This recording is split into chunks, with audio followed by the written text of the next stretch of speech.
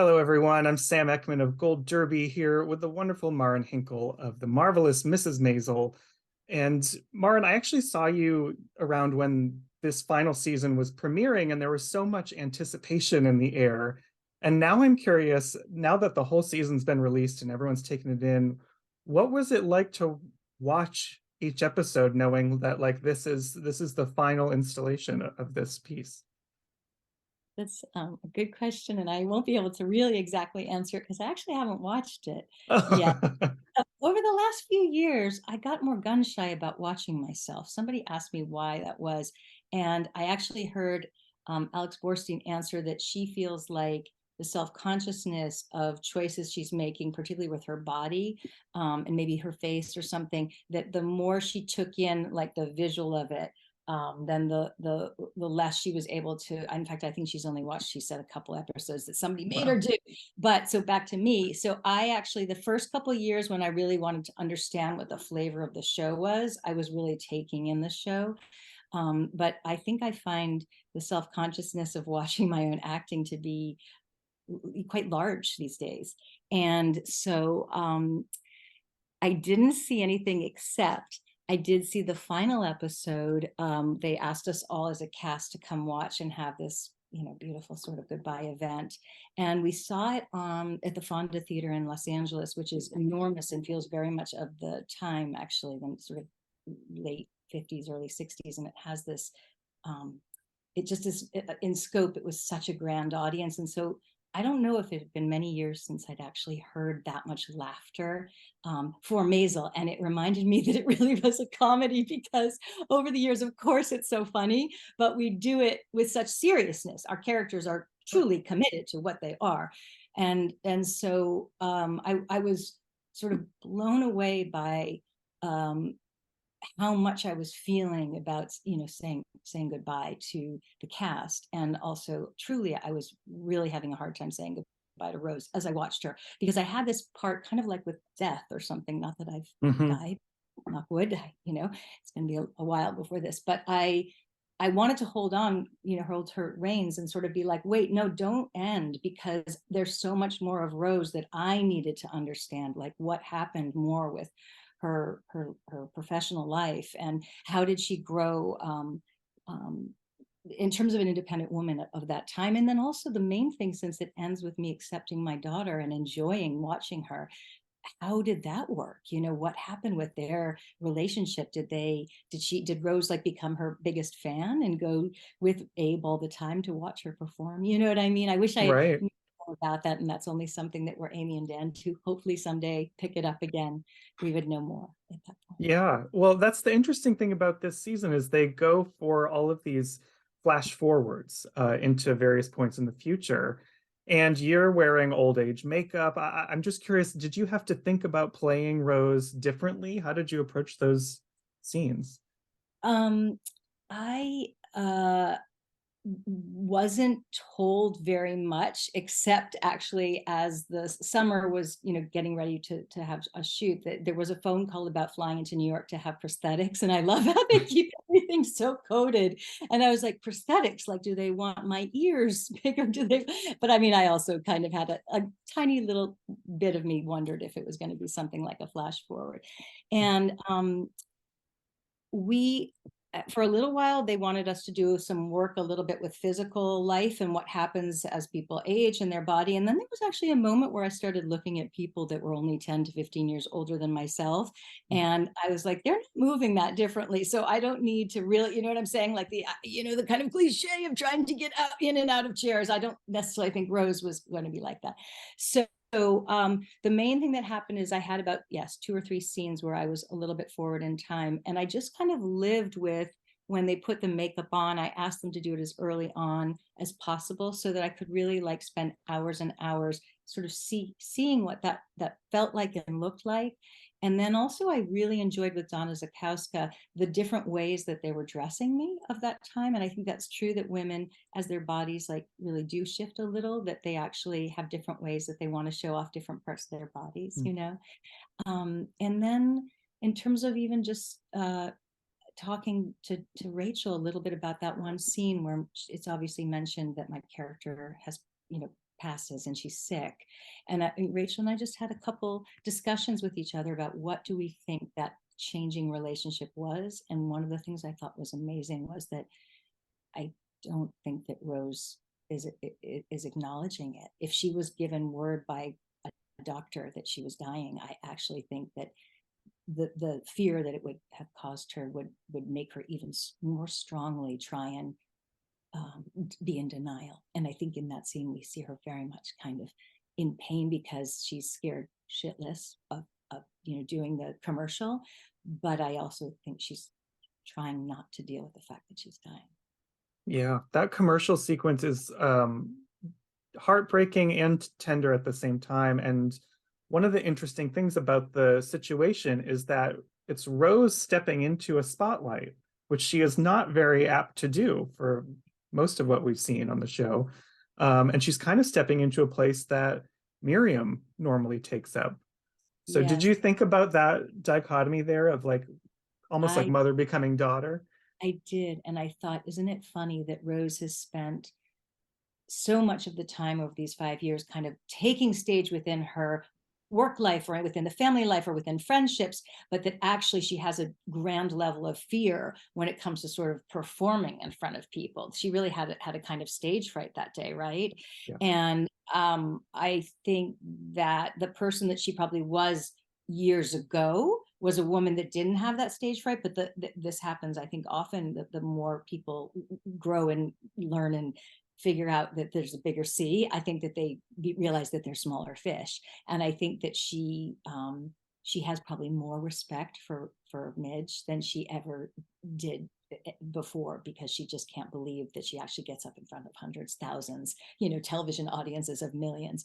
And I think that's a really amazing thing you're bringing up, which is that in this do-si-do, it isn't exactly that we see Rose go like, here I am, this is the easiest thing. It's actually that Rose becomes the child and that Midge becomes the caretaking mother bringing her forth. I will note that, and you know this too, that I did have that stand-up act that was like Yes. Rose being Midge, right? Marin being Rose, being Midge, that was Rachel. It was like a meta of 4 different levels. But I will say that the only reason I think that Rose could play with that kind of strength is because she was hypnotized. Do you know what I mean? Put her in front of Sure. that group to say sassy things and do stand up, no way. So that's kind of an interesting. Well, that stand-up is one of like many great bits you've gotten, a lot with Tony Shalhoub over the years on this show. And I think my favorite one from this season is the drama over trying to get to Midge's performance on Gordon Ford and them like basically probably finding a cab for the first time ever in their lives, despite being New Yorkers. What was filming that moment like with Tony? Right. It was so great. I don't know if you guys have spoken to Tony yet about that moment.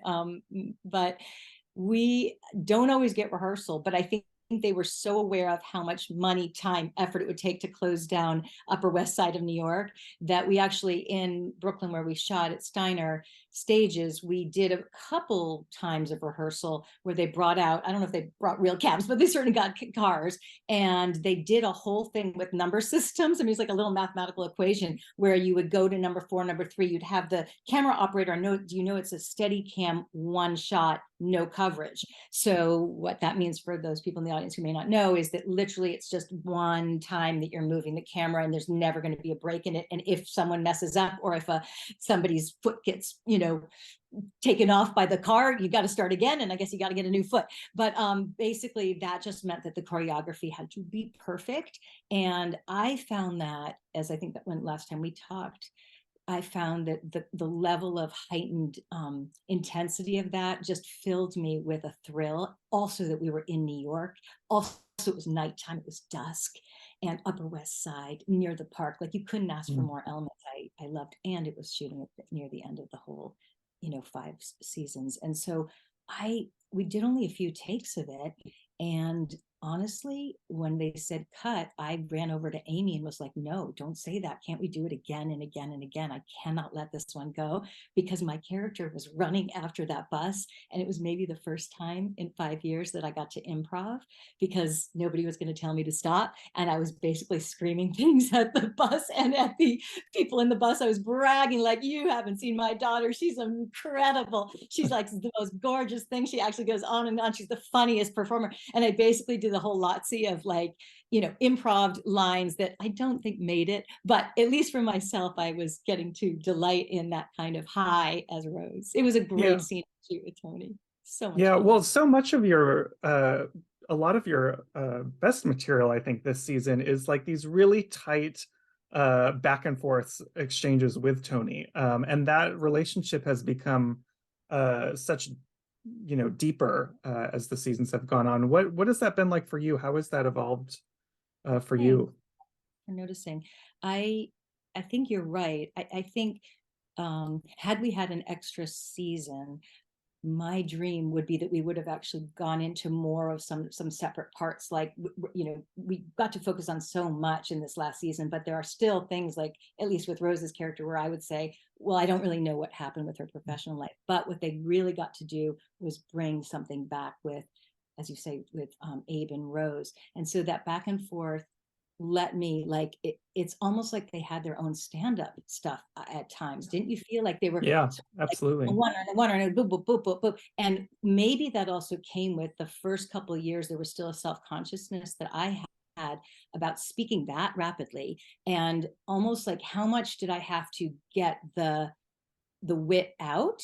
And now I don't feel like you have to get anything out. You just like speak the word, right? You literally just like say it and just move along, move along, move along. It's what Amy has longed for, and Dan, the whole time, is you don't do anything self-consciously for comic sake.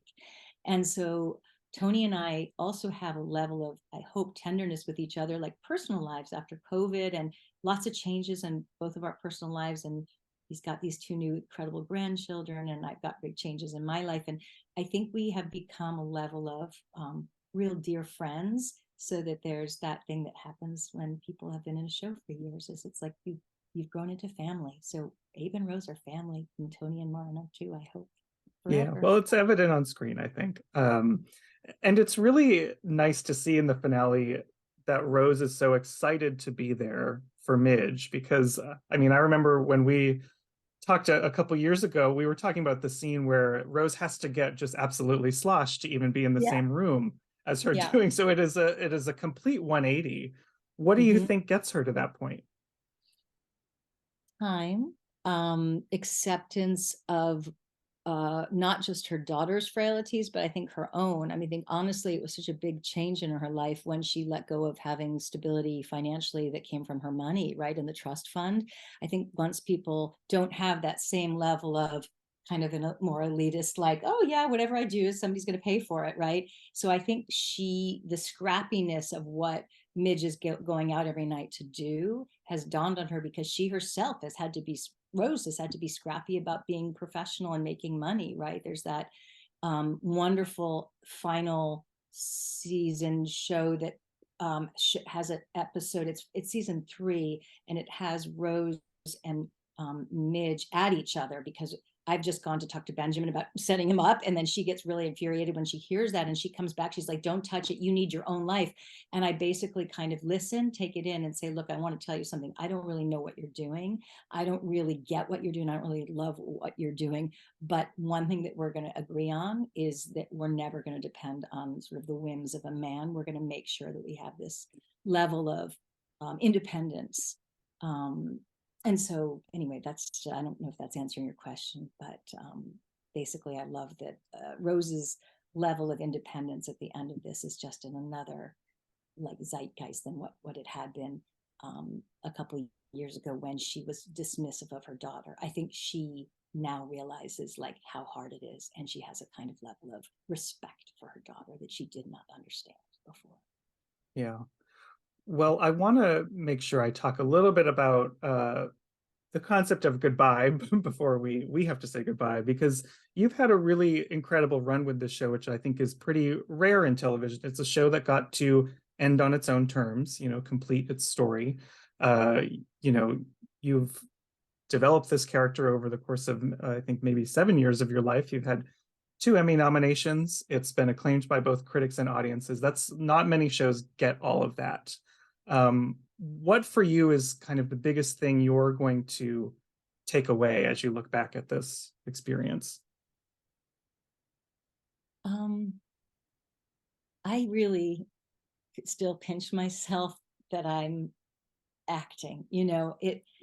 The world is a complicated place, and it seems like when we first met each other, you and I, and talked, life has become even harder. And you look at sort of what we've all sort of dealt with in this past half decade, and so I'm even more aware of how rare it is to have a job, and I'm more aware of what it means to have a job that you go to and you truly love it.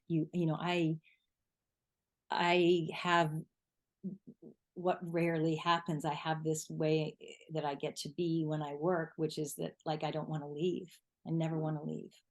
And that is what I would say about what happened at the end of this show, is that a lot of people, when they finish shows that they've done for this long, actually have an excitement. Like I heard, I don't know if it was a couple of people from Succession or maybe some other shows, I shouldn't have named names, but that talked about the excitement of moving on to other characters. And I don't have that. I mean, I can't wait to work, but I had so much that I got from her. I don't think I've ever had such a complicated person I've gotten to play, ever. I mean, she also is so, and we talked about this, she's so unlike me. She has a courage in herself and a kind of sassiness and a kind of elegance that for today, I tried to put on a little elegance for you, but it takes a lot of time and work. And I had so much help and so much of a sense of the best of the best of the people around. Like, to get ready for our talk today, I read a lot of old scripts. I never know what great questions you're going to ask. And I just wanted to be really prepared. And I got really lost in them and started laughing, and then also started weeping, because I had these monologues at times, and you used to cite them when we would talk, and they give me these like grand things to, like, in terms of grand length of things to say. And those kind of monologues in television don't happen that often. A lot of like No. contemporary work and TV is just kind of bing, bing, bing, bing, back and forth.